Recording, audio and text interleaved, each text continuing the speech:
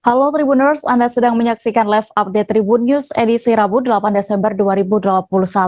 Siang ini akan kami sajikan informasi teraktual dan menarik yang akan dilaporkan secara langsung oleh reporter kami di lapangan. Bersama saya Diamita, inilah live update selengkapnya.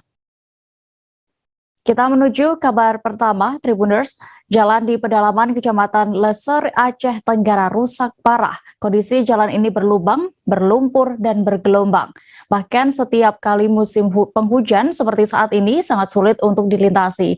Dampak kerusakan jalan ini pun membuat warga sulit beraktivitas dan harus mencari jalur alternatif lainnya. Bagaimana kondisi terkini di kawasan jalan itu akan disampaikan oleh wartawan Serambi News. Ada rekan Asnawi Kui yang kini sudah bergabung bersama kami di sana. Halo rekan Asnawi. Ya, halo dia. Rekan Asnawi, silakan dengan laporan Anda.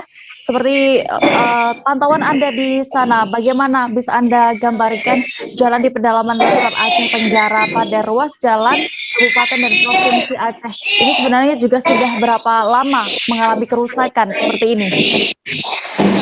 Ya, baik dia.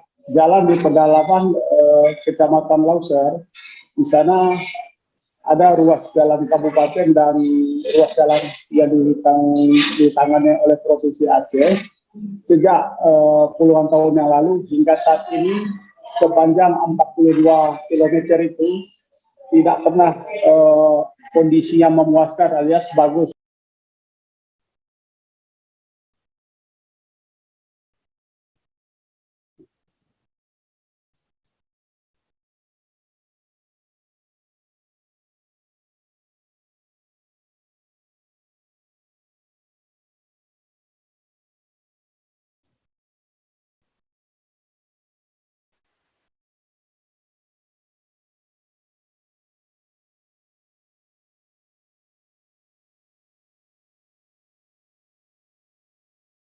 Kondisi jalan yang tidak memungkinkan ya. Iya, rekan Asnawi, lalu berdasarkan pantauan Anda di Kecamatan Leser ini sendiri sebagian besar masyarakatnya bekerja sebagai apa dan apakah jalan rusak ini sangat berdampak bagi mereka? Ya, masyarakat di pedalaman Kecamatan Leser ini 99% hidup dari mata pencarian di sektor pertanian, yaitu tanaman jagung, komoditi kemiri, sawit, dan musim hujan akan berdampak sekali dengan hasil pertanian mereka yang akan harga kota kabupaten ya. Ya, lalu berdasarkan dampak kondisi jalan ini juga berpengaruh terhadap sembako ya. Nah, sembako semakin lama di daerah pedalaman Leser ini semakin mahal, apalagi di musim penghujan sulit kendaraan masuk ke pedalaman Leser ya. Baik, lalu berdasarkan informasi yang juga masih Anda himpun ini, pernahkah jalan pedalaman Leser ini dibangun dari dana otonomi khusus Aceh dan dana APBK atau bagaimana?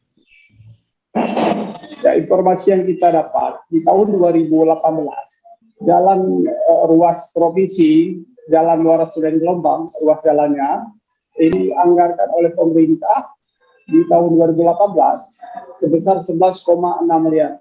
Namun tiba-tiba jalan tersebut hanya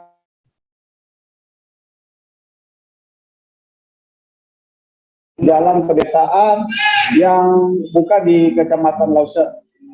Nah, sebelumnya juga di 2019 jalan di daerah itu pernah diperbaiki dan juga di 2020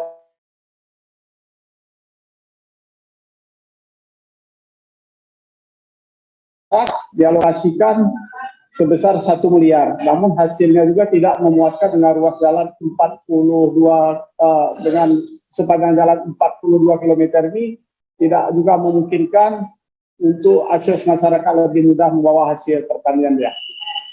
Ya, rekan Asnawi, seperti yang ada di video di belakang ini, berarti para warga yang bertani ini saat ini mencari jalan alternatif dengan menggunakan perahu ya untuk bisa beraktivitas. Ya, jadi mereka lebih memilih jalan alternatif yang hanya 15 menit, yaitu naik sampan melalui Sungai Alas. Nah, Tetapi di kondisi musim penghujan juga, di sini juga berpengaruh terhadap debit air yang terus tinggi di Sungai Alas, yang berdampak juga terhadap keselamatan para petani juga dia. Memang benar untuk menuju ke kebun mereka di Kompas di sana hanya membutuhkan waktu 15 menit ketika menempuh jalur sungai dibanding jalur darat 1 jam lebih, namun resikonya lebih tinggi untuk sampai ke kebun dia. Baik, Tribuners, berikut akan kami tampilkan hasil wawancara rekan Asnawi bersama Bambang, satu di antara petani di sana. Selengkapnya. Di sini Bang, jadi saya di daerah Kompas nih, ya masih baru lah, Jalan darat apakah nggak ada atau gimana itu Bang? Ada, saya nggak jalan darat karena saya nggak tahu. Ya jalur. Lalu karena resiko terlalu tinggi, Rusak lagi ya. rusak kereta di mana mau kita perbaiki. Kemarin kita pecahkan, di mana kita tambal ban. Ya. Tapi kalau melintas jalur Sungai Kali Alas ini, nanti kita bisa nggak sendirian naik, ataupun Robin, kalau ada rame, menghindari bahaya. Karena kalau seandainya tidak kita minta, walaupun kita terbalik, kita tidak sendirian. Kalau ada musibah pun, ada yang bisa memberi kabar atau informasi pada keluarga kita. Kira-kira naik boat dari tempat tadi ke butuh waktu berapa lama kira-kira Bang? Kalau kita turun dari Waras Bulan ke tempat tujuan Kompas, kita berarti sekitar 15 menit ya. Ya, kalau jalur darat mungkin lebih 1 jam mungkin Bang ya? Mungkin tergantung cuaca juga ya. Jadi kalau cuaca bagus bisa cepat, sampai kalau cuaca buruk susah Bang ya. Badan Meteorologi, Klimatologi, dan Geofisika atau BMKG merilis peringatan dini cuaca ekstrim yang terjadi di 31 wilayah di Indonesia. BMKG memprediksi ada 26 wilayah di Indonesia yang berpotensi hujan lebat disertai petir dan angin kencang. Seperti di pesisir pantai Kota Manado, Sulawesi Utara, terpantau juga telah terjadi gelombang tinggi. Informasi lengkapnya akan disampaikan rekan Andreas Ruwau, jurnalis Tribun Manado yang kini sudah bergabung bersama kami. Halo rekan Andreas. Halo Dea. Ya Dea. Rekan Andreas, bagaimana bisa Anda gambarkan untuk kondisi terkini di wilayah pesisir Kota Manado pasca gelombang tinggi? Ya, semalam itu di Manado terjadi gelombang tinggi bahkan sampai banjir rob ya, di mana setiap rumah-rumah atau yang kawasan bisnis di kawasan Megamas dan kawasan Manado Town Square juga terdampak banjir rob yang diakibatkan oleh gelombang tinggi karena cuaca ekstrim ya, di mana kondisi tadi pagi itu masyarakat dan pemerintah setempat berbondong-bondong untuk membenahi semua material-material yang rusak, yang hancur dan terbawa arus sampai ke badan jalan. Nah, seperti yang terjadi di Pelabuhan Kalimas, Kota Manado, dan kawasan bisnis kawasan Megamas, Kota Manado, di mana itu perahu-perahu nelayan sudah terseret sampai ke jalan, dan material-material dari pemecah ombak yang tidak mampu menahan dahsyatnya gelombang semalam itu, seperti batu, semen, dan material lainnya, sampah juga banyak berserakan di jalan, itu terbawa hingga ke beberapa ruko, masuk ke dalam beberapa ruko, juga ke badan jalan yang mengakibatkan beberapa akses jalan itu ditutup. Nah, kemudian untuk kondisi dari perairan sendiri mengakibatkan jalur transportasi antar pulau, Pulau Teluk Manado maupun pulau di Sangihe dan Talaut itu untuk sementara dihentikan, seperti yang terjadi di Pelabuhan Manado dan Pelabuhan Kalimas ya, di mana tidak adanya aktivitas antar pulau pulang pergi karena memang ombak saat ini masih cukup tinggi dan kondisi pelabuhan juga tidak memungkinkan karena rusak parah diterjang oleh gelombang semalam. Dan untuk juga ada di kawasan wisata Kota Manado, yaitu kawasan God Bless Park Kota Manado, itu juga rusak parah ya, di mana di bawah monumen tangan berdoa itu juga tangga yang ada di situ amblas sampai ke laut, dan tempat selfie yang biasanya banyak dikunjungi wisatawan atau anak-anak muda juga hanyut ya. Dan tanah yang ada di pesisir pantai di beberapa titik di sekitar di beberapa titik di Kota Manado juga ikut amblas. Dan perkiraan dari Dinas Pekerjaan Umum Kota Manado yang kala itu sudah meninjau, mereka belum bisa memastikan kerugian dari bencana semalam karena masih dalam rekapan. Tapi sudah banyak tim yang sudah diterjunkan, baik itu dari Dinas Pekerjaan Umum ataupun dari BPBD ataupun Basarnas dan warga setempat, sudah mulai membersihkan atau memulihkan kembali keadaan di area pesisir, begitu kira-kira dia. Ya, baik. Lalu bagaimana terhadap cuaca ekstrim ini yang sehingga menyebabkan terjadinya banjir rob ya di beberapa wilayah ini? Untuk prediksi dari BMKG dan juga BPBD Sulawesi Utara sendiri terkait cuaca dan gelombang beberapa hari ke depan, bagaimana, Andreas?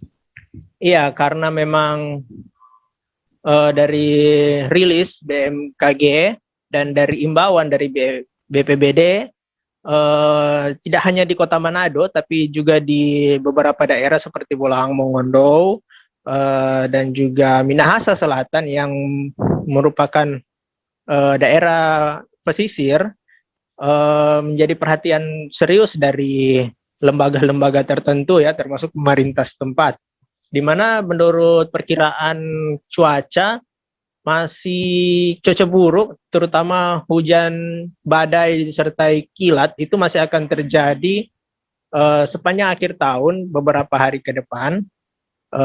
Dan untuk gelombang tinggi itu gelombang yang bisa menyebabkan banjir rob bisa kembali terjadi, dan puncaknya itu sebentar malam, katanya sebentar malam jam 8 malam ya, di area pesisir di sekitar pantai Teluk Manado, dan juga diwaspadai Teluk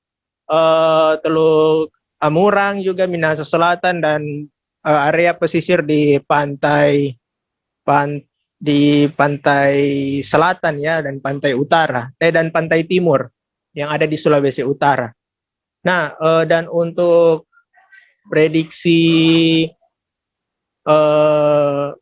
misalnya antisipasi longsor dan banjir juga masih menjadi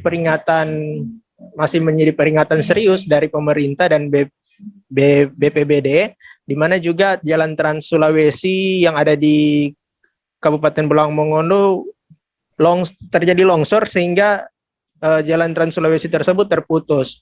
Jadi masih dalam status waspada, begitu kira-kira dia.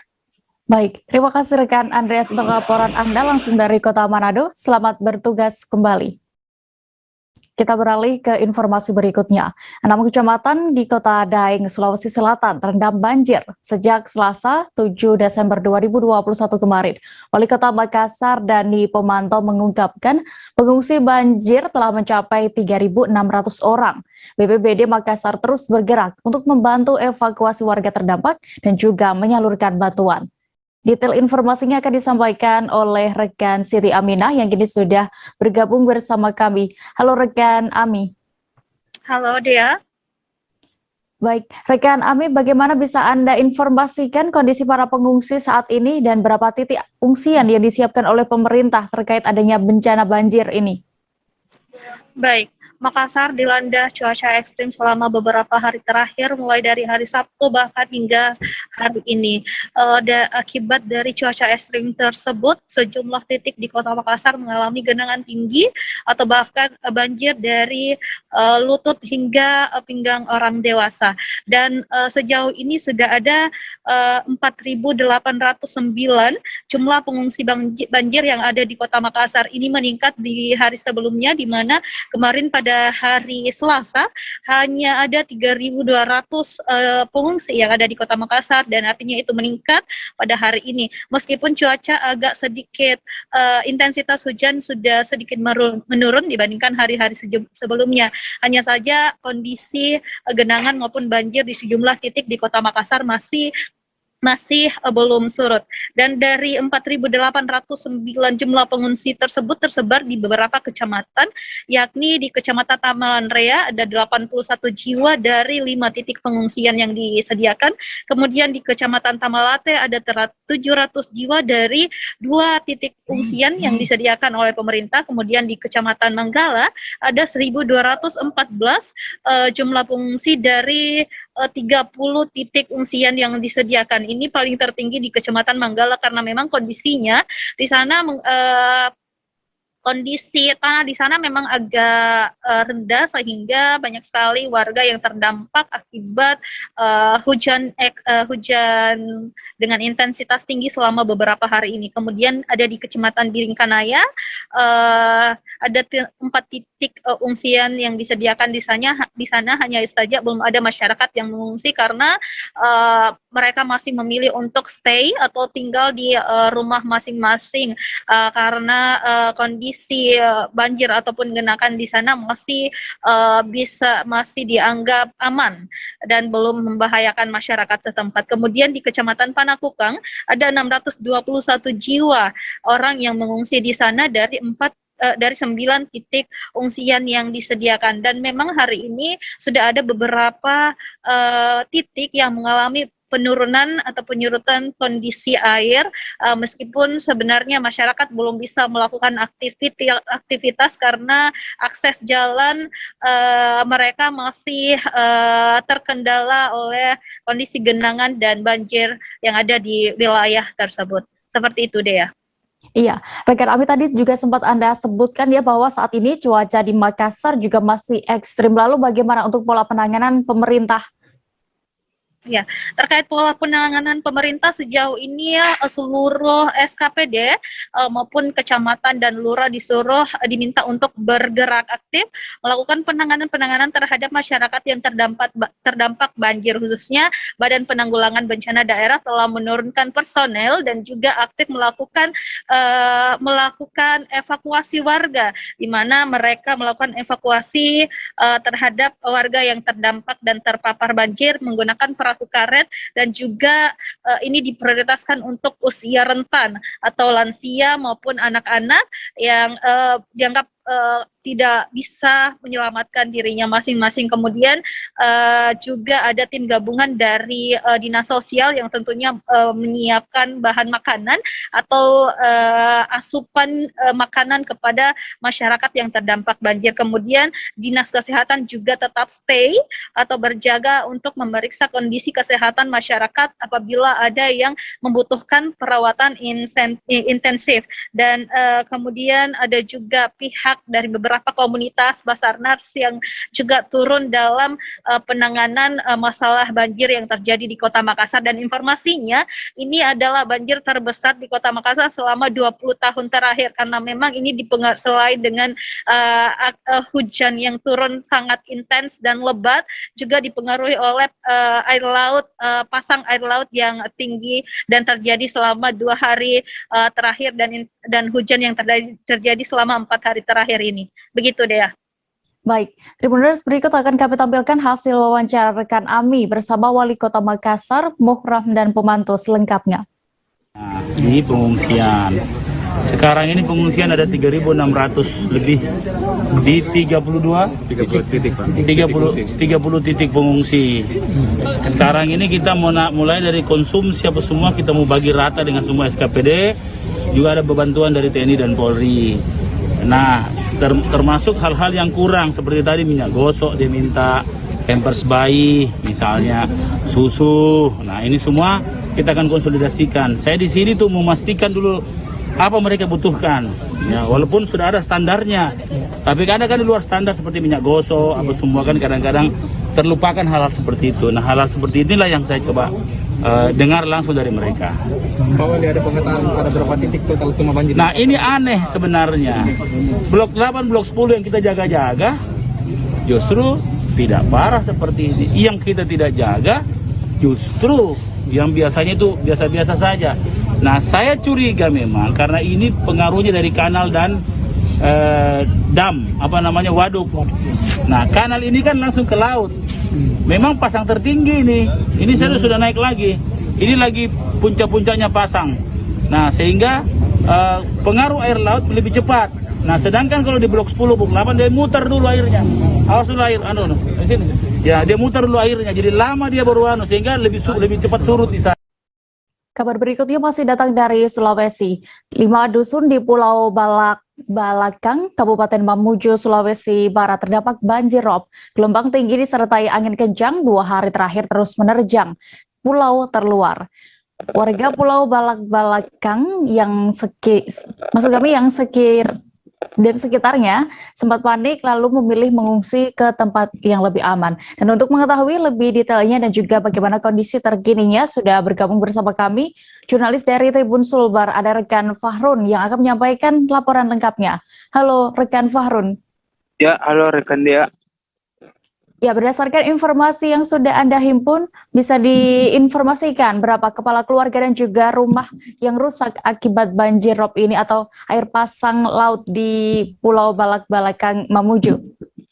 Ya, rekan Dea dan Tribuners, dapat saya informasikan bahwa Pulau Balakang ini adalah pulau terluar yang berada di Kabupaten Mamuju, Sulawesi Barat, di mana sudah 4 hari ini Kabupaten Mamuju dan Kabupaten Majene itu dilanda banjir rob atau air pasang, di mana yang paling terdampak dari banjir rob ini yaitu Pulau Balakang karena memang dia berada di pulau terluar dari Kabupaten Mamuju, di mana di pulau tersebut itu dihuni oleh 5 dusun dan semua dusun yang berada di sana itu berpenghuni dan memiliki masing-masing kepala keluarga, di mana yang terdampak dari 5 dusun tersebut yaitu dusun Ambo Utara sebanyak 63 kepala keluarga, dusun Ambo Selatan itu 51 kepala keluarga, dan dusun Seluang 14 kepala keluarga, serta kemudian dusun Lamudan 12 kepala keluarga dan dusun Nabia 36 keluarga.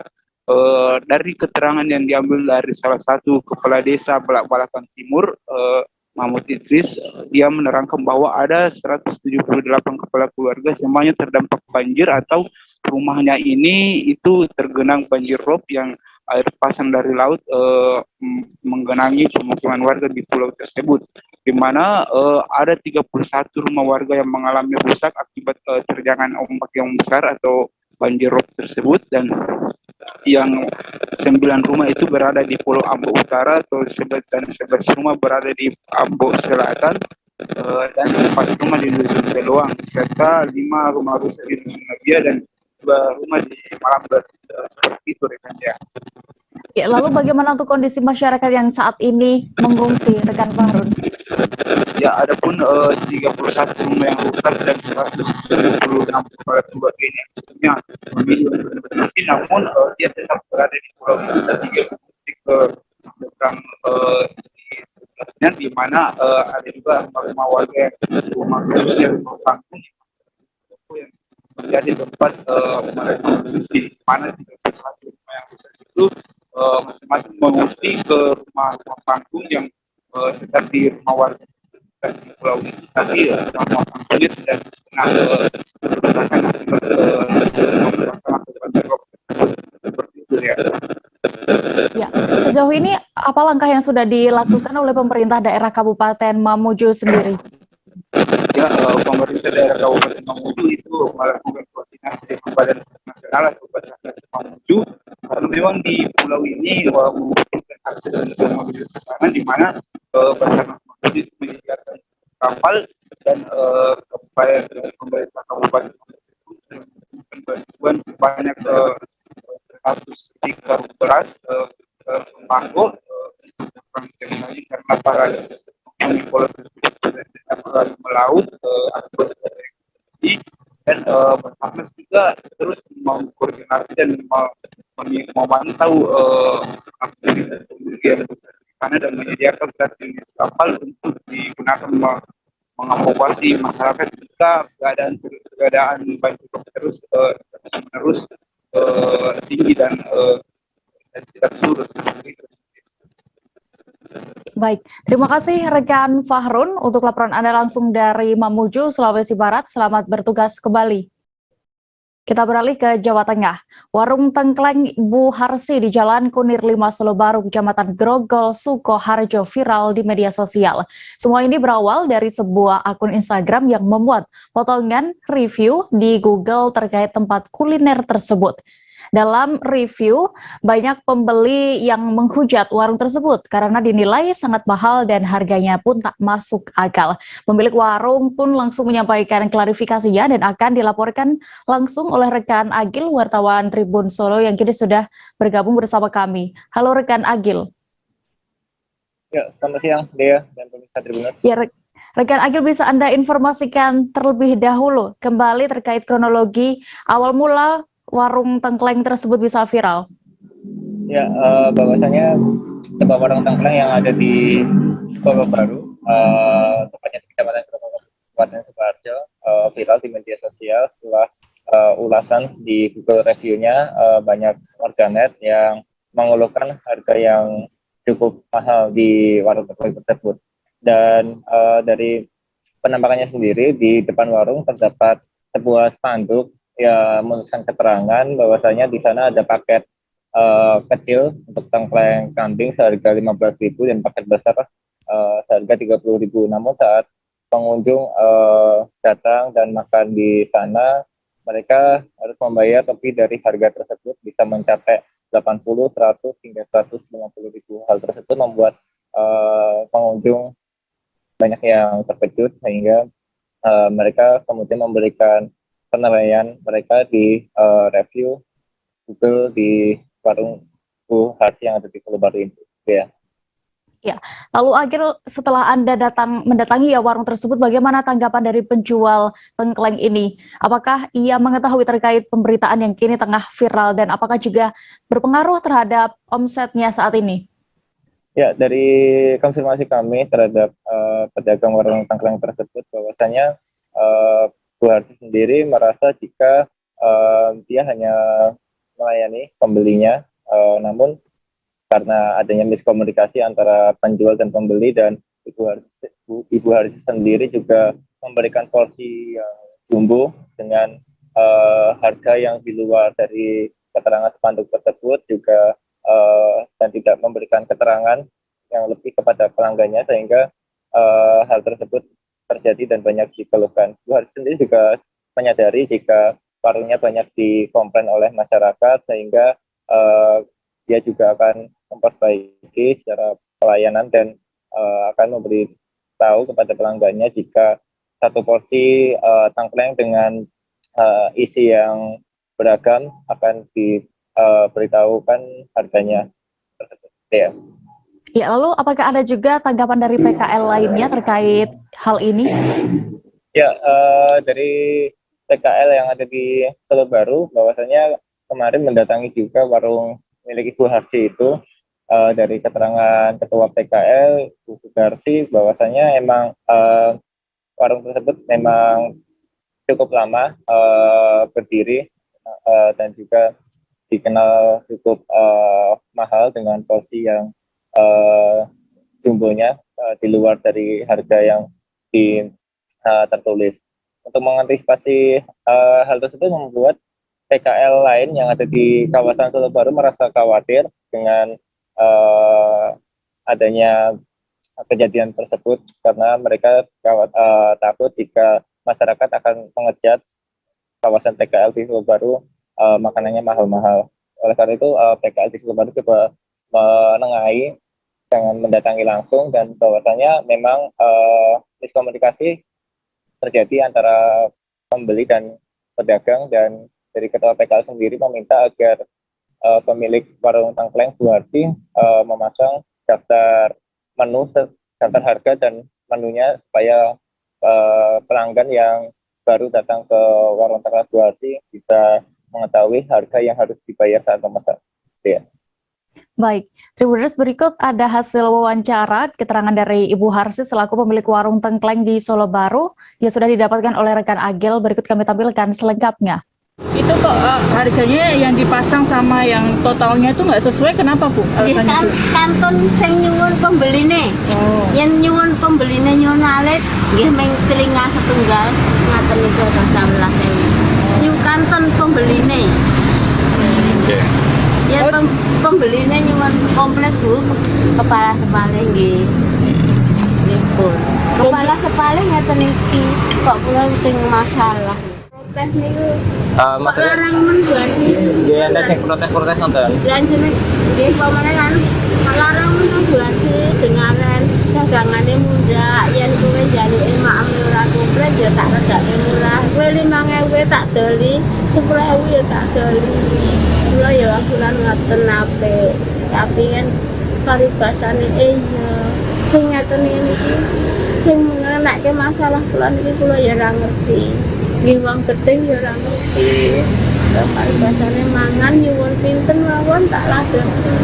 Sing penting kan pangsulan Bu kok dengaren munda regane entah munda.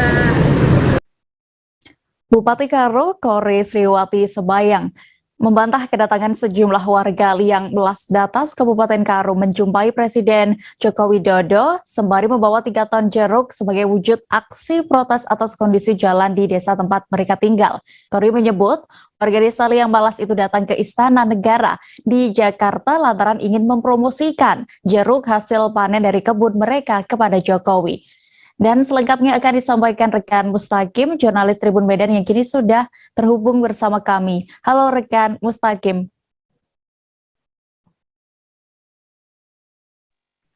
Ya, selamat siang Dea dan Tribuners. Ya, selamat siang. Rekan Mustaqim, bagaimana bisa Anda informasikan lebih detailnya terkait tanggapan Bupati Karo ini terkait kedatangan sejumlah warga Liang Melas Datas bertemu Presiden Joko Widodo? Ya, benar sekali Dea. Kemarin sore usai bertemu dengan Wakil Gubernur Sumatera Utara di Medan kemarin, Bupati Karo, Kori Sriwati Sebayang yang telah ditunggu sejumlah wartawan menyampaikan tanggapan terkait kedatangan sejumlah warganya atau warga yang Melas Datas ke Istana Istana Negara untuk bertemu Joko Widodo, mengatakan bahwa kedatangan warganya itu hanya ingin bertemu Presiden sembari memperkenalkan atau mempromosikan jeruk yang merupakan hasil panen mereka. Jadi Bupati Korim menyatakan bahwa tidak benar bahwa kedatangan warganya tersebut terkait untuk menyampaikan aspirasi agar mendapat perhatian dari pemerintah pusat agar infrastruktur maupun jalan di desa mereka diperbaiki. Dan ketika pertanyaan berulang ditanyakan sejumlah wartawan, lagi-lagi Kori membantah bahwa kedatangan warga yang Melas Datas itu untuk menyampaikan aspirasi kepada Presiden agar jalan di kawasan tempat tinggal mereka itu diperbaiki. Ya, demikian ya Dea. Iya, rekan Mustaqim, lalu terkait hal ini untuk kondisi jalan sendiri, lantaran juga memang sudah diketahui rusak ya. Ini bagaimana? Apakah sudah ada upaya sendiri dari Pemkab Karo dalam memperbaiki jalan tersebut? Ya, dia ketika diwawancarai Bupati Karo menyatakan bahwa sebelum warga yang Melas Datas berjumpa dengan Presiden Istana Negara bahwa Pemkab sendiri telah mengklaim bahwa telah mengalokasikan anggaran di APBD 2022 agar kawasan atau jalan di Melas Datas itu diperbaiki dan mulai dikerjakan pada awal tahun. Namun ia menyebutkan bahwa angka untuk perbaikan jalan tersebut senilai 6 miliar rupiah dan panjang perbaikan jalan yang akan dikerjakan yaitu sepanjang 3 km. Ia pun membantah bahwa kerusakan telah terjadi puluhan tahun karena selama ini setiap tahunnya Pemkab Karo selalu mengalokasikan APBD untuk perbaikan jalan dan infrastruktur di kawasan Liang Melas Datas. Ya, dia. Ya, baik. Tribuners, berikut akan kami tampilkan keterangan dari Bupati Karo, Kori Sriwati Sebayang yang sudah didapatkan oleh rekan Mustaqim selengkapnya. Tapi isu yang berkembang di luar sana itu kalau bentuk protes kalau jalan mereka itu di sana nggak diperhatikan gitu. Ini Sebenarnya bukan mereka protes dan mereka tahu dan memang mereka butuh untuk jalan itu, wajar saja. Nah, tapi bukan karena itu maka mereka datang ke Pak Presiden. Tapi mereka memang hanya ingin dengan Pak Presiden. Tapi kalau waktu mereka ke sana mungkin ada tujuan mereka di hati mereka, gitu. Tapi dengan dia tidak mengungkapkan isi hatinya pun, masyarakat lain berpikir mungkin karena itu, gitu. Waktu dengan Pemkab sendiri mereka sudah ada komunikasi soal jalan di sana? Ada. Makanya kalaupun tidak dikomunikasikannya kepada kami akan tetap memperhatikan daerah kami, apalagi daerah di sana. Karena di sana adalah, saya bukan katakan itu daerah tertinggal, tetapi memang karena mereka itu di sana itu jauh dari 4 kecamatan dan sangat jauh tempatnya tinggi di sana, akan kami perhatikan terus. Setiap tahun ada anggaran di sana. Dan ini juga sudah dianggarkan, yang mana direncanakan awal tahun ini, ya awal 22, kita sudah mulai bangunan jalan di sana antara Hutan Baru Putih dan Hutan Beling. Itu berapa anggarannya kira-kira, Bu? Sekitar 6 miliar, lebih kurang 6 miliar. Kita menuju Jawa Barat, Tribuners. Kepolisian kembali berhasil mengungkap kasus pinjaman online atau pinjol ilegal di Bogor. 2 tersangka berinisial SS berusia 21 tahun dan SW 23 tahun berhasil diciduk dalam pengungkapan kali ini. Mereka terlibat perkara pemerasan dan pengancaman atau menakut-nakuti secara pribadi saat melakukan penagihan kepada nasabah. Detail informasinya akan disampaikan oleh rekan Naufal, jurnalis Tribun News Bogor yang kini sudah bergabung bersama kami. Halo rekan Naufal. Halo, selamat siang Dea. Ya, selamat siang. Bisa Anda jelaskan rekan Naufal awal mula pengungkapan kasus ini? Baik, saya informasikan bahwa pihak kepolisian Polres Bogor berhasil mengungkap kasus terkait aplikasi pinjaman online atau pinjol, yang mana ke dalam kasus ini ada unsur terkait pengancaman dan juga penghinaan dari pihak penyedia aplikasi kepada korbannya. Jadi awalnya kasus ini terungkap berawal dari adanya aduan dari masyarakat warga Bogor yang merasa tidak nyaman karena pasca meminjam uang melalui aplikasi yang bernama Mekar Pinjam, korban ini merasa diancam terkait pembayaran utang atau debit pinjaman yang dia lakukan. Sehingga hal ini pun diselidiki oleh pihak kepolisian Polres Bogor dan akhirnya ada 2 tersangka yang diamankan. Tersangka pertama itu diamankan di wilayah Depok dan tersangka kedua diamankan di wilayah Batang. Demikian. Ya, lalu ancaman seperti apa yang dilakukan oleh pelaku pinjol ini, dan berdasarkan informasi yang Anda dapatkan, berapa bunga yang ditawarkan oleh pinjol ilegal ini? Baik, terkait pinjaman ini, menurut keterangan dari pihak Polres Bogor, bahwa jasa yang dilakukan oleh tersangka ini menawarkan pinjaman dengan bunga sebesar 30%. Dan ketika dilakukan penagihan, si tersangka ini kerap melakukan semacam pengancaman, diancam, si debitur ini diancam untuk disebarkan kontaknya dan informasinya kepada rekan-rekannya, sehingga hal ini membuat korban tidak nyaman. Dan pengancaman ini dilakukan melalui via pesan WhatsApp disertai dengan kata-kata yang hinaan, demikian. Lalu bagaimana para pelaku ini bekerja dan berapa biasanya mereka diupah dalam melakukan aksi tersebut?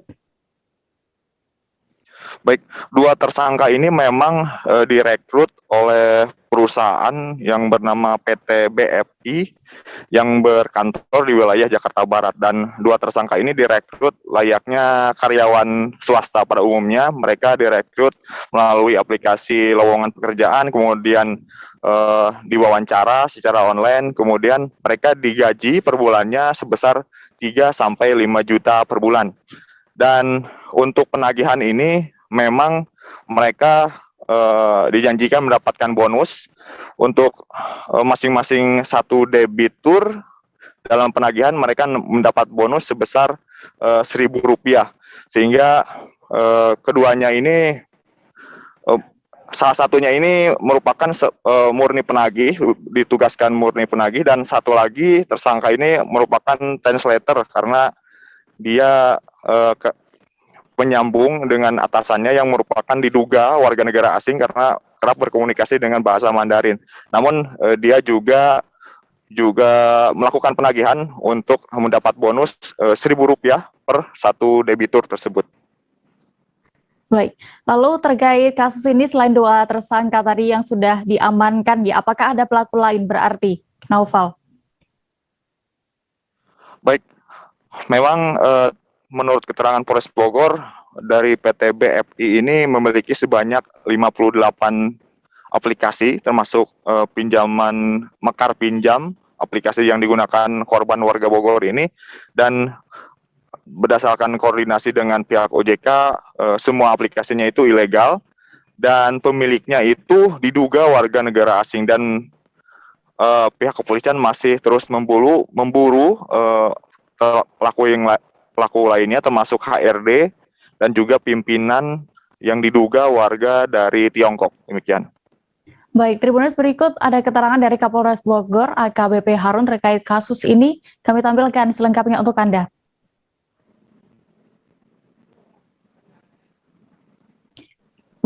Ke informasi berikutnya, Tribuners. Polres Dumai berhasil mengamankan 41 kg narkotika jenis sabu-sabu di 2 lokasi yang berbeda.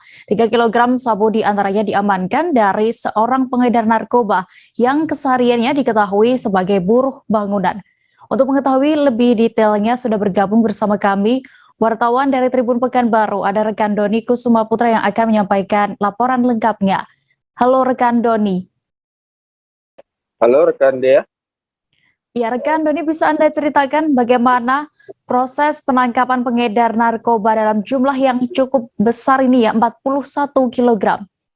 Ya, terima kasih rekan Dea.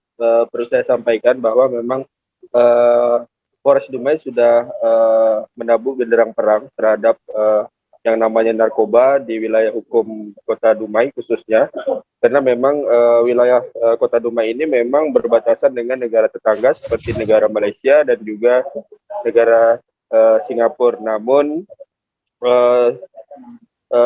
tidak ada kata menyerah untuk mengungkap atau memberantas yang namanya narkoba. Hal itu dibuktikan dengan kembali tertangkapnya seorang kurir yang juga yang berada di Kota Dumai yang berhasil diringkus oleh Satres Narkoba pada tanggal 1 Desember 2021, yang mana awalnya bahwa informasi dari masyarakat akan ada terjadi transaksi dengan jumlah yang besar berada di kawasan Medang Kampai atau di sepanjang Jalan Arifin Ahmad. Mendapat laporan tersebut, akhirnya melalui arahan dari Bapak Kapolres Kota Dumai, yakni AKBP Muhammad Khalid, menugaskan tim dari Satres Narkoba untuk melakukan penyelidikan. Berkat penyelidikan, saat melakukan penyelidikan, tepatnya di Jalan Arifin Ahmad, tim melihat ada satu mobil dengan kecepatan tinggi melaju. Melihat hal tersebut, tim pun langsung mengejar lajunya kendaraan tersebut, rekan Dea. Sehingga saat dilakukan pencegatan, HR yang diketahui merupakan seorang buruh bangunan ini tidak bisa melawan saat kendaraannya digeledah. Ditemukan 2 karung yang berisikan narkoba jenis sabu sebanyak 38 bungkus tes Cina, yang mana 38 bungkus ini merupakan narkoba jenis sabu-sabu, rekan Dea. Dan selanjutnya setelah dilakukan interogasi kepada HR yang merupakan buruh bangunan ini, bahwa barang tersebut akan dikirim ke Pekanbaru tepatnya. Mendapat hal tersebut, akhirnya pihak dari Satres Narkoba melakukan pengejaran terhadap si pemesan ini, dan pada di hari yang sama juga akhirnya kedua tersangka ini berhasil diamankan dengan barang bukti juga ada, ini sekitar 3 kg sabu-sabu, rekan dia, seperti itu. Baik, lalu apakah benar tadi seperti yang saya sebutkan bahwa satu di antara pengedar narkoba ini merupakan pekerja bangunan, buruh bangunan, dan juga bagaimana modus yang ia lakukan untuk menyelundupkan sabu ini dan berasal dari mana juga sabu ini? Ya, rekan dia, memang berdasarkan keterangan dari Bapak Kapolres Kota Dumai, bahwa HR ini merupakan kesehariannya merupakan buruh bangunan, sedangkan dua rekannya lagi, yakni yang berada di Kota Pekanbaru ini merupakan tukang buah dan juga mempunyai ponsel. Jadi modus dari HR sendiri ini menjemput barang dari orang yang berada di kawasan Medang Kampai, tepatnya di Jalan Arifin Ahmad ini, yang saat ini orang yang memberikan barang kepada HR ini masih dilakukan pengejaran, rekan dia. Dan setelah mendapatkan barang dari orang yang saat ini menjadi DPO, HR kemudian membawa barang haram tersebut menggunakan mobil dengan kecepatan tinggi menuju ke Kota Pekanbaru untuk menyerahkan kepada orang yang telah memesannya, seperti itu, rekan dia. Dan barang ini masih diselidiki barangnya dari mana. Kemungkinan besar memang ini barang tersebut didapat dari luar negeri, karena mengingat beberapa kasus sebelumnya bungkus yang ada itu merupakan bungkusnya sama seperti pengungkapan yang sebelumnya, yakni dibungkus dengan teh Cina. Ya, diduga barang ini tersebut dari jaringan internasional tentunya, rekan dia. Baik. Dan Tribuners, berikut ada keterangan dari Kapolres Dumai AKBP Muhammad Khalid yang sudah berhasil didapatkan oleh rekan Doni, akan kami tampilkan selengkapnya. 2 karung yang isinya adalah 38 kotak teh Guan Yingwang yang di dalamnya ternyata berisi narkoba jenis sabu, yang diduga sabu. Setelah kita amankan saudara HR, dilakukan pengembangan, ternyata barang tersebut akan dikirim ke Pekanbaru. Kemudian barang tersebut kita kontak delivery ke Pekanbaru. Kemudian di alamat kita lakukan penangkapan. Kemudian di situ setelah kita geledah juga kita dapatkan 3 kotak teh jenis Guan Yingwang yang diduga di dalamnya adalah jenis sabu.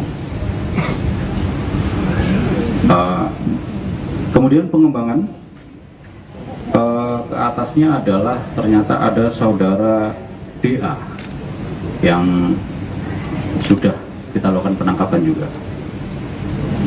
Dari hasil penangkapan ini total 41 kg, kemudian ada beberapa handphone yang kita amankan juga, yang nantinya juga akan kita coba lakukan.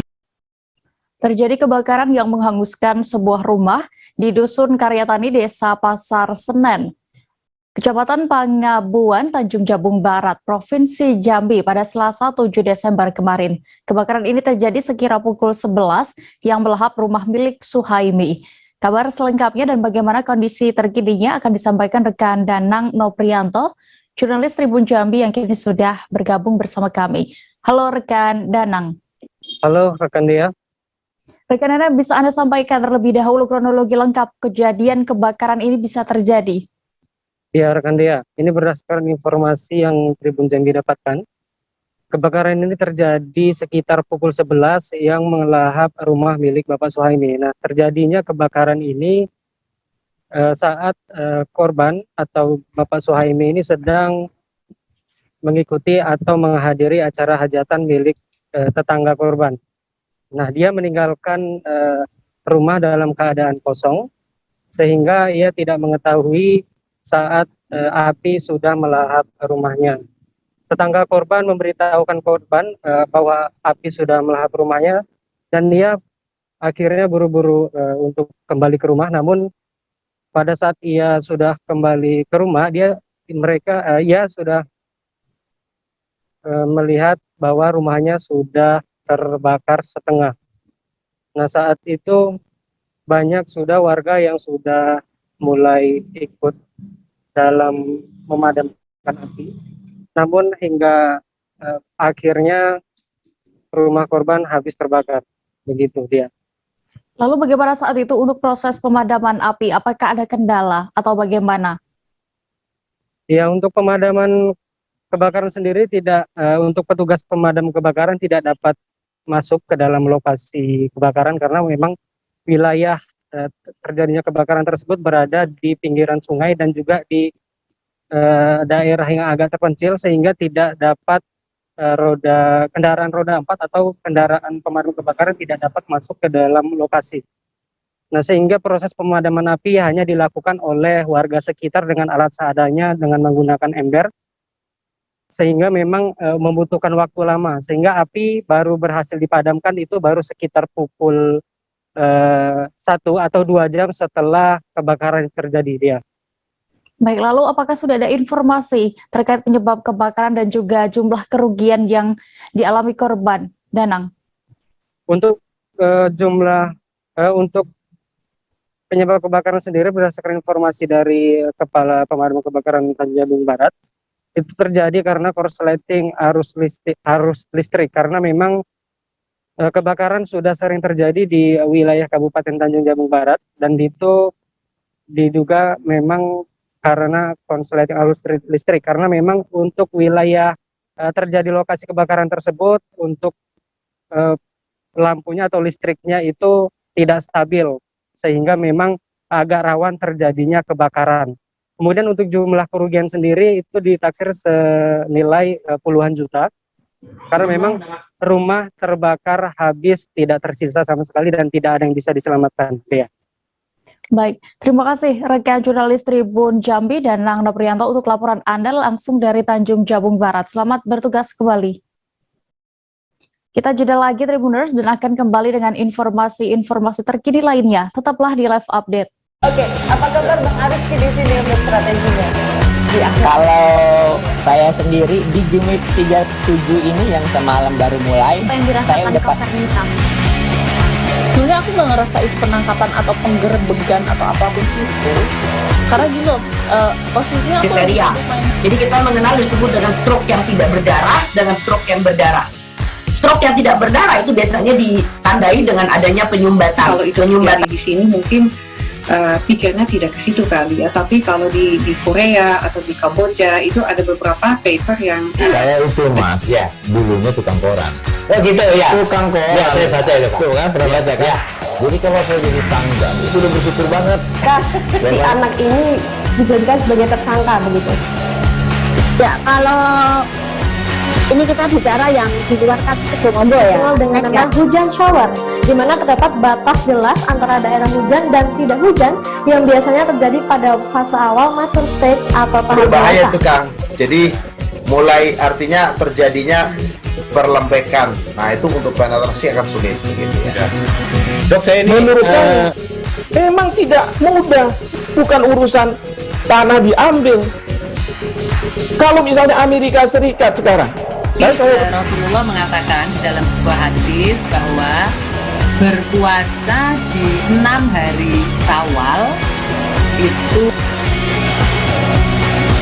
Oke, apa kabar Bang Arif di sini untuk strateginya?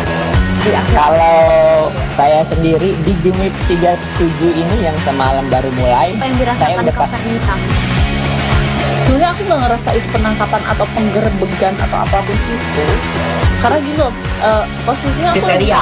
Jadi kita mengenal disebut dengan stroke yang tidak berdarah dengan stroke yang berdarah. Stroke yang tidak berdarah itu biasanya ditandai dengan adanya penyumbatan. Kalau itu penyumbatan di sini mungkin pikirnya tidak ke situ kali ya, tapi kalau di Korea atau di Kamboja itu ada beberapa paper yang saya itu mas, ya dulunya tukang koran. Oh gitu ya, tukang koran. Ya saya baca itu Pak. Tuh kan pernah baca kan? Terima kasih Anda masih menyaksikan live update Tribun News. Kita menuju kabar berikutnya, Tribuners. Kabupaten Tanah Tidung telah ditetapkan sebagai daerah zona kuning di Provinsi Kalimantan Utara. Selain itu, Kabupaten Tanah Tidung pada hari ini, Rabu 8 Desember 2021, telah turun level PPKM, yang semula menerapkan PPKM level 2, kini menjadi level 1. Hingga kini pemerintah Kabupaten Tanah Tidung juga masih gencar melaksanakan vaksinasi COVID-19. Selengkapnya akan disampaikan rekan Risnawati, wartawan Tribun Kaltara yang kini sudah terhubung bersama kami. Halo rekan Risna. Halo, Dea. Ya, bisa Anda informasikan terlebih dahulu terkait update vaksinasi di Kabupaten Tanah Tidung? Ya, untuk update vaksinasi COVID-19 di Kabupaten Tanah Tidung per tanggal 3 Desember kemarin, Dea, untuk vaksinasi dosis pertama telah mencapai 70,6% atau 13.678 orang yang telah divaksinasi pertama. Kemudian untuk masyarakat Tanah Tidung yang sudah mendapatkan suntikan dosis lengkap sebanyak 8.967 orang atau 46,3%. Kemudian juga perlu saya sampaikan dari total keseluruhan vaksinasi itu terdiri dari beberapa kategori. Pertama yaitu kategori tenaga kesehatan, yang mana dari tenaga kesehatan sendiri sudah sebanyak 515 orang yang telah divaksinasi dosis ke-1 atau sebanyak 119,2%. Sementara untuk dosis keduanya itu sebanyak 476 orang atau 110,2%. Kemudian untuk kategori lansia, untuk dosis pertama sudah mencapai 40,6%, kemudian untuk dosis kedua telah mencapai 19,2%. Sedangkan untuk vaksinasi kepada petugas publik itu telah mencapai 108,8%, sedangkan untuk vaksinasi kedua itu mencapai 80,9%. Kemudian untuk masyarakat umum itu sudah mencapai 68,8% ya. Kemudian untuk dosis keduanya baru mencapai 36,2%, sedangkan untuk remaja di Kabupaten Tanah Tidung sendiri telah mencapai 57,1%, sedangkan untuk dosis kedua sudah mencapai 46,3% ya. Ya, lalu bagaimana untuk ketersediaan dan kebutuhan vaksin di Tanah Tidung akhir tahun ini, Risna? Ya, untuk ketersediaan dosis COVID-19 di Tanah Tidung sendiri berjumlah 2.620 dosis ya. Kemudian untuk kebutuhannya sendiri untuk mencapai untuk menuntaskan sasaran yang diinginkan itu masih membutuhkan 16.712 dosis, sehingga Pemkab Tanah Tidung sendiri berharap adanya bantuan dari pemerintah pusat atau pemerintah Provinsi Kalimantan Utara untuk mendistribusikan vaksin ke Tanah Tidung, sehingga untuk sasaran 19.371 masyarakat Tanah Tidung dapat segera dituntaskan. Begitu deh ya. Ya, lalu setelah turun level di Tanah Tidung ini dari PPKM level 2 menjadi level 1, apa upaya yang masih dilakukan Pemkab Tanah Tidung saat ini? Ya, untuk upayanya sendiri masih sama seperti sebelum-sebelumnya deh ya, yang mana Bupati Tanah Tidung Ibrahim Ali telah mengimbau kepada masyarakat untuk terus memperketat dan menerapkan protokol kesehatan seperti itu deh. Kemudian juga selain protokol kesehatan juga meningkatkan vaksinasi COVID-19 di Kabupaten Tanah Tidung, yang mana untuk dosis kedua sendiri masih jauh dari masih jauh dari target yang diinginkan deh, yang mana target yang diinginkan yaitu 70%. Seperti itu deh.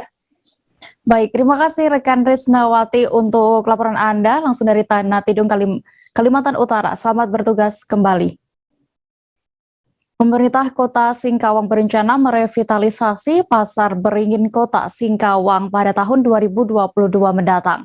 Rencana tersebut dilakukan mengingat pasar tradisional semi-modern ini sudah berusia lebih dari 40 tahun. Namun tidak hanya untuk memperbaharui fisik, revitalisasi pasar ini juga akan menjadikan Pasar Beringin menjadi objek wisata baru di Kota Singkawang. Detail informasinya akan disampaikan oleh rekan Rizky Kurnia, wartawan Tribun Pontianak yang kini sudah bergabung bersama kami. Halo rekan Rizky.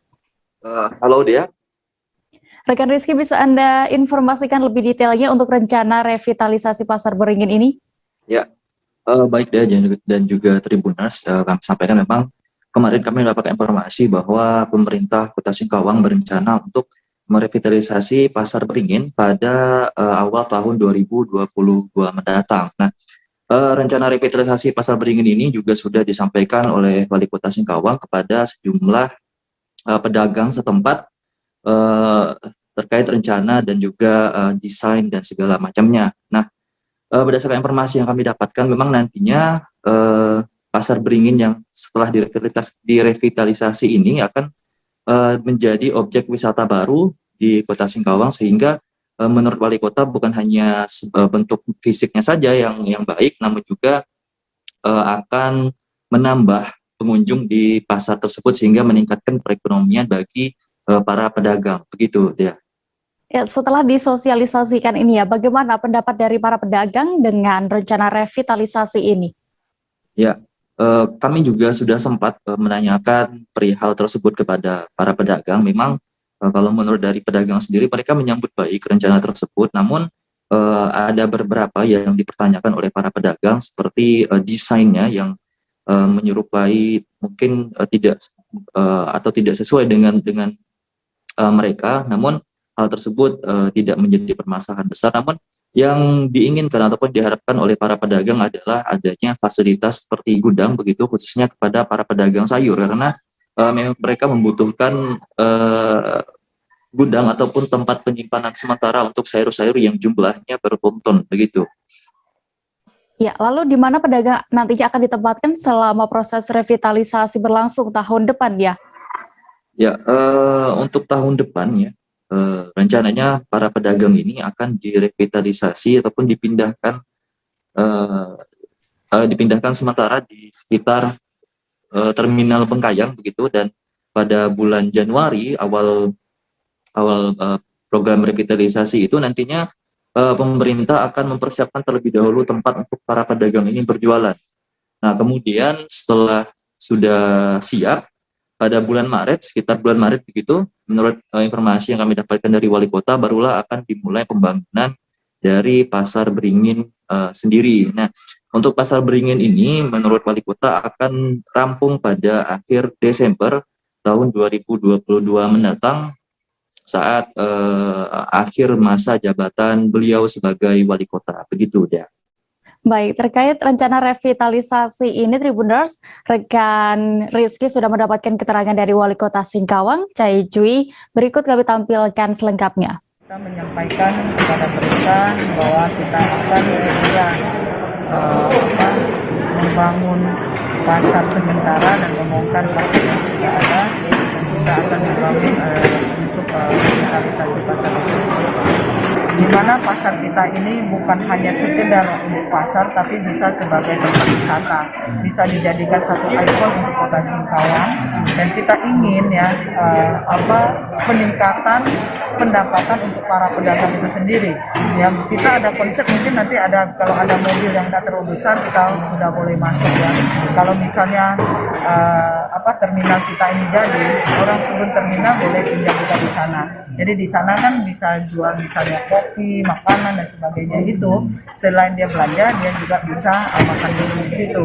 Nah, maka dari itu kita jadikan sebagai tempat wisata juga, dan ke depan mungkin bisa jadikan night market ya, malam hari bisa makan bermacam-macam ada di situ juga. Jadi mungkin di jalan tadi jalan antara ruko yang lain satu dengan kiri kanan, kita nanti ada kopinya tutup, sehingga tidak ada rasa hujan lagi, mereka bisa keliling di dalamnya. Inilah kita ingin keinginan masyarakat itu akan datang ke situ, ya. Dan kita harapkan itu nantinya tidak ada pedagang yang di luar lagi, semua sudah masuk ke dalam, sehingga jalanan itu benar-benar tidak ada pedagang. Kita beralih ke Sulawesi Tenggara. Direktorat Jenderal Pendidikan Vokasi Kementerian Pendidikan, Kebudayaan, Riset, dan Teknologi resmi menyelenggarakan Gebiar Pendidikan Vokasi 2021 di Kabupaten Kolaka, Sulawesi Tenggara. Kegiatan yang dilakukan untuk menyosialisasikan kebijakan pendidikan vokasi ini memfasilitasi kerjasama antara satuan pendidikan vokasi dengan dunia usaha dan dunia industri. Informasi lengkapnya akan disampaikan jurnalis Tribun News Sultra, ada rekan Husni Hussein yang kini sudah terhubung bersama kami. Halo rekan Husni. Halo rekan Dia, selamat siang. Ya, selamat siang. Bisa Anda informasikan berdasarkan pantauan Anda bagaimana saat proses kegiatan ini berlangsung? Ya, baik, dia dapat saya laporkan bahwa memang kemarin telah diselenggarakan sesi Gebiar Pendidikan Vokasi tingkat nasional yang diselenggarakan di 5 menara, di masing-masing menara itu terdiri dari Sumatera Utara yang diwakili oleh wilayah Medan, kemudian di Nusa Tenggara Timur diwakili dari Labuan Bajo, kemudian di Kalimantan Selatan diwakili dari Sumatera, kemudian di Banjarmasin, kemudian dari Sumatera itu yang menjadi tuan rumah ialah Kabupaten Kolaka, di mana juga Direktur Jenderal Vokasi Kementerian Pendidikan, Riset, dan Teknologi itu dan itu datang di Kolaka untuk menghadiri secara langsung. Nah, untuk kegiatannya itu berlangsung di Hotel Istana, maksud kami di Hotel Sultan Haja Kolaka, yang berlangsung sekira pukul 10 hingga pukul 11 waktu Indonesia Tengah. Kemudian di dalam perhelatan kemarin itu juga turut dihadiri beberapa tokoh penting di Sulawesi Tenggara seperti Gubernur Sulawesi Tenggara, kemudian ada juga Bupati Kolaka. Rekan Dea. Iya. Lalu Husni, rangkaian dari kegiatan kemarin ini apa saja dan apakah masih ada berlangsung hingga hari ini atau bagaimana? Ya, rekan Dea, prosesi kegiatannya itu berlangsung dari tanggal 6 kemarin hingga tanggal 8 hari ini, Dea. Namun di puncak acara itu berlangsung kemarin tanggal 7. Kemudian untuk rangkaian kegiatan itu dirangkaikan dengan pagelaran Expo, yang mana pagelaran Expo ini menampilkan sejumlah karya dari SMK di Kabupaten Kolaka. Kemudian fashion show ini di mana pertunjukan busana-busana dari karya putra-putri Kabupaten Kolaka, kemudian dirangkaikan juga dengan pemberian lahan hibah dari Kabupaten Kolaka kepada Kementerian Jenderal Kemendikbudristek Pusat, yang diberikan kepada Politeknik Ujung Pandang, dan ini juga kabarnya melalui Direktur Jenderal Pendidikan Vokasi, kabarnya lahan hibah ini akan dipergunakan untuk membangun politeknik baru yang ada di Sulawesi Tenggara, khususnya di Kabupaten Kolaka. Rekan Dea. Ya, lalu kapan program studi di luar kampus utama Politeknik Negeri Ujung Pandang ini akan mulai dibangun di Kabupaten Kolaka? Ya, sesuai perencanaan melalui sambutan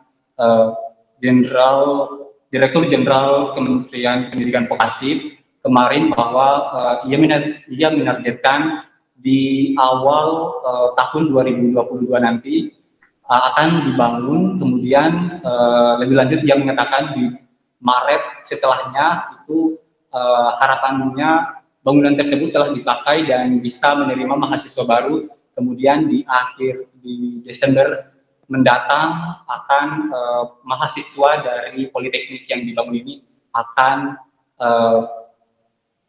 ikut magang di perusahaan-perusahaan industri maksud kami yang ada di Sulawesi Tenggara.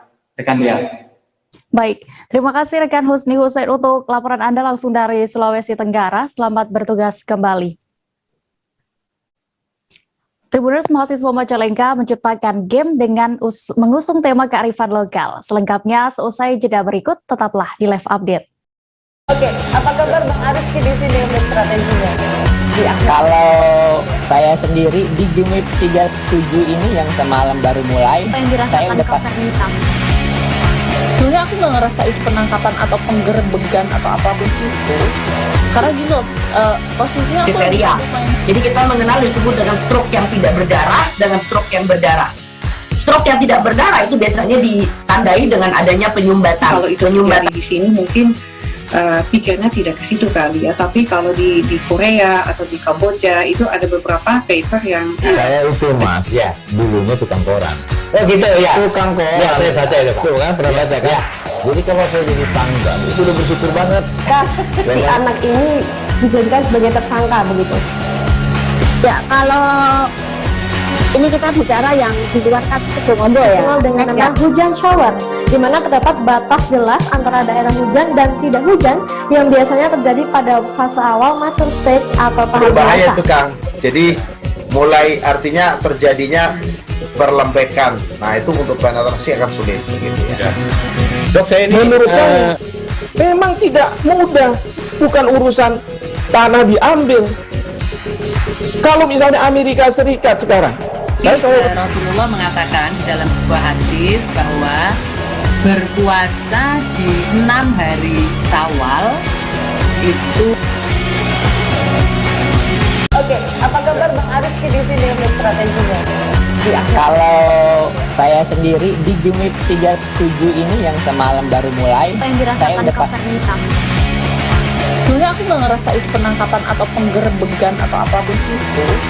Karena Kembali di Live Update Tribun News, kita menuju ke informasi berikutnya. Fakultas Teknik Universitas Majalengka menggelar pameran karya digital di gedung auditorium kampus setempat. Dalam pameran tersebut ada 6 karya berupa game atau permainan yang dibuat oleh para mahasiswa Prodi Teknik Informatika yang diperlihatkan. Dari game tersebut terdapat 3 buah game yang mengusung tema kearifan lokal khas Majalengka.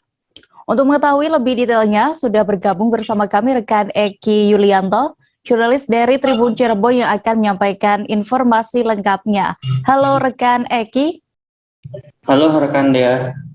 Ya, bisa Anda informasikan berdasarkan pantauan Anda saat acara itu apa saja karya game yang dipamerkan, khususnya game yang tadi saya sebutkan mengusung tema kearifan lokal khas Majalengka?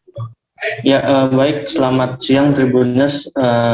Bahwa dalam pantauan saya mengikuti gelaran karya digital kemarin, bahwa ada 6 karya yang dipamerkan ya, berupa game yang dibuat oleh para mahasiswa Universitas Majalengka ini.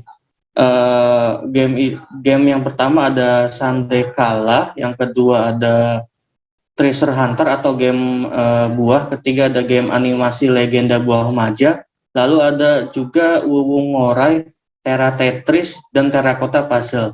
Nah, dari game-game tersebut ada 3 game yang mengusung tema kearifan lokal ya, yakni membawa budaya atau khas Majalengka, yakni terracotta. Nah, terracotta sendiri merupakan turunan dari city branding Majalengka Exotic Sundaland. Arsitektur terracotta gencar disosialisasikan dan dibangun, di antaranya alun-alun Majalengka yang bernuansa terracotta. Nah, ketiga game yang mengusung tema terracotta ini yaitu Wuwung Ngorai yang dibuat oleh mahasiswa bernama Didin. Game tersebut merupakan adaptasi game ular yang dibuat dengan warna terracotta. Lalu ada Tera Tetris yang dibuat oleh mahasiswa bernama Muhammad Iqbal. game Tetris ini juga bernuansa terakota ya. Yang ketiga ada game terakota puzzle dibuat oleh Krista Purnama. Nah, puzzle bernuansa terakota yang dibuat Krista ini, objek-objek puzzle-nya bertebaran di landmark Majalengka. Ya, lalu berdasarkan informasi yang sudah Anda dapatkan, apakah game-game tersebut saat ini sudah bisa di-download oleh masyarakat melalui aplikasi di handphone mereka masing-masing atau bagaimana? Ya, hasil wawancara dengan salah satu mahasiswa yang membuat karya game tersebut mengaku untuk saat ini mah hal itu belum bisa dilakukan ya, sebab saat ini masih dalam tahap pengajuan sehingga nantinya bisa dipertanggungjawabkan. Nah, selain itu pameran juga saat ini hanya sekedar menuntaskan tugas akhir sebagai mahasiswa. Tapi para mahasiswa ini mengaku ke depan hal tersebut, yakni game-game tersebut bisa di-download di aplikasi Play Store untuk semua masyarakat. Ya, lalu terakhir Eki, saat Anda temui harapan dari pihak kampus sendiri terkait pameran karya digital para mahasiswanya ini bagaimana? Ya, menurut Dekan Fakultas Teknik Universitas Majalengka yang bernama M. Yunus Riza berharap karya-karya yang telah dihasilkan ini bisa menambah kepercayaan diri para mahasiswanya, sehingga ke depan saat lulus nanti para mahasiswa tersebut dapat menyongsong ya dunia kerja dengan yakin dari apa yang telah didapat dari bangku kuliah. Selain itu, M. Yunus juga menginginkan kehidupan gelar karya digital dapat digelar secara kontinu ya, dan bisa dimanfaatkan oleh seluruh masyarakat, khususnya masyarakat Majalengka itu sendiri. Demikian ya. Baik, Tribuners, berikut akan kami tampilkan keterangan dari Dekan Fakultas Teknik Unma, M. Yunus Riza, terkait kegiatan ini selengkapnya. Terkait acara gelar karya digital Kabupaten Majalengka ini, kita mencoba memperkenalkan hasil-hasil karya dari anak muda Majalengka, mahasiswa, mahasiswi, tentunya kedepannya nanti siswa-siswi juga setingkat SMA, aliyah, ya, memperkenalkan karya-karya mereka, kreativitas mereka kepada seluruh masyarakat Majalengka, khususnya dan tentunya seluruh masyarakat Indonesia. Kita ingin memperlihatkan dan membuktikan bahwa kita generasi muda yang ada di Kabupaten Majalengka itu bisa bersaing dengan generasi muda di luar kota Majalengka tentunya. Dan kami berharap gelaran acara ini itu untuk lebih meningkatkan atau menumbuhkan kreativitas dan percaya diri dari seluruh anak muda Kabupaten Majalengka, sehingga ketika semuanya sudah memiliki kepercayaan. Pembatalan penerapan pemberlakuan pembatasan kegiatan masyarakat atau PPKM level 3 disambut positif pengusaha di bidang pariwisata di Banten. Namun begitu, sejumlah hotel di Banten kini mengalami sejumlah pembatalan pemesanan hotel diduga imbas dari adanya perkiraan potensi tsunami. Ada juga para wisatawan yang kemudian melakukan pengembalian uang dari deposit. Selengkapnya akan disampaikan jurnalis Tribun Banten, ada rekan Ahmad Tajudin yang kini sudah bergabung bersama kami. Halo rekan Tajudin. Halo rekan Dea.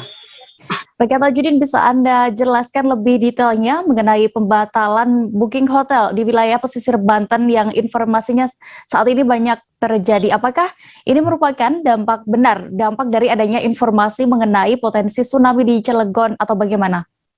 Baik rekan Dea dan Tribuners dimanapun kalian berada, perlu diketahui bahwa informasi mengenai potensi tsunami hingga setinggi 8 meter itu yang berdampak di daerah Cilegon ternyata berdampak bukan hanya membuat kekhawatiran masyarakat, akan tetapi juga berdampak pada pemesanan hotel, di mana dari Ketua Harian Perhimpunan Hotel Restoran Indonesia atau PHRI Banten sendiri, Asok Umar, mengatakan bahwa informasi tentang potensi tsunami di Cilegon itu berdampak pada sejumlah wilayah, di mana dampak itu dirasakan sampai ke wilayah Anyer, Carita, Tanjung Lesung hingga Sumur Pulau Umang, di mana menurut aplikasi yang dilihat bahwa penurunan drastis tentang pemesanan kamar hotel itu pada saat informasi adanya potensi tsunami di Cilegon itu berimbas pada pembatalan, di mana di data menurut Asok sendiri sekitar 70% para wisatawan membatalkan kamar di berbagai hotel di pesisir pantai.